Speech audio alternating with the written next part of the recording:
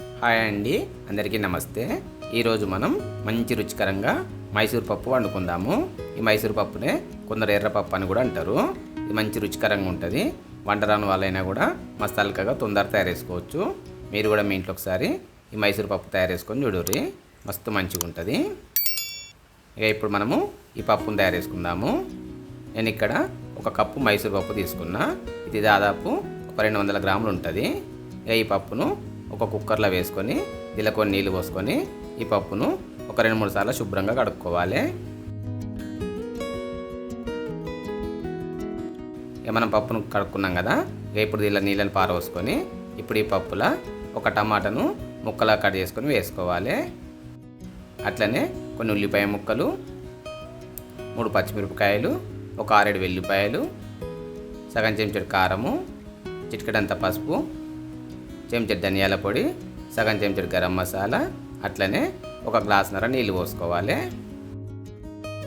నీళ్ళు పోసుకున్నాక వీటన్నిటిని ఒకసారి కలుపుకోవాలి. కలుపుకున్నాక ఇప్పుడు దీంట్లో ఒక చెంచాడు నూనె కూడా వేసుకొని మళ్ళీ ఒకసారి వీటన్నిటిని కలుపుకోవాలి. ఇవన్నీ కలుపుకున్నాం కదా, ఇక కుక్కర్ మీద మూత పెట్టి ఇప్పుడు ఈ కుక్కర్ను స్టవ్ మీద పెట్టుకొని మామూలు మంట మీద ఒక 2 విజిల్స్ వచ్చే వరకు ఈ పప్పును ఉడికించుకోవాలి. ఇక 2 విజిల్స్ వచ్చినాక కుక్కర్ మీద మూత తీసి ఈ పప్పును ఒకసారి కలుపుకోవాలి. ఇక మనం పప్పును కలుపుకునేటప్పుడే చూసుకోవాలి. పప్పు ఒకవేళ కొంచెం గట్టిగా అయితే ఇంకా కొన్ని నీళ్ళు పోసుకొని కలుపుకోవాలి. ఇక ఇప్పుడు ఈ పప్పులో కొంచెం కొత్తిమీర, రుచికి సరిపడినంత ఉప్పు, కొంచెం చింతపండు రసం వేసుకొని అన్నిటిని ఒకసారి కలుపుకోవాలి. ఇవన్నీ కలుపుకున్నాం కదా, ఇప్పుడు స్టవ్ మంట తక్కువ పెట్టుకొని తక్కువ మంట మీద ఒక 2-3 నిమిషాల పాటు పప్పును ఉడికించుకోవాలి. ఇప్పుడు ఈ పప్పులకు మనకు పోపు కావాలి. మనం పోపు తయారు చేసుకుందాము. స్టవ్ మీద ఒక పోపు గిన్నె పెట్టుకొని దీంట్లో 2 పావుల నూనె పోసుకోవాలి. నూనె కొంచెం వేడైనాక సగం చెంచాడు జీలకర్ర, సగం చెంచాడు ఆవాలు, ఒక 3-4 ఎండుమిరపకాయలు, కొంచెం కరివేపాకు వేసుకొని వీటిని నూనెలో వేపుకోవాలి.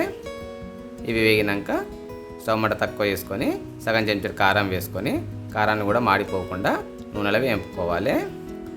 ఇక మనకు పోపు తయారైంది. ఈ పోపును మన పప్పులో వేసుకొని అన్నిటిని ఒకసారి మంచిగా కలుపుకోవాలి. చూసిరు కదా, మనకి ఇక్కడ పప్పు అనేది బాగా గట్టిగా లేదు, బాగా పలస కూడా లేదు, మామూలుగా ఉన్నది.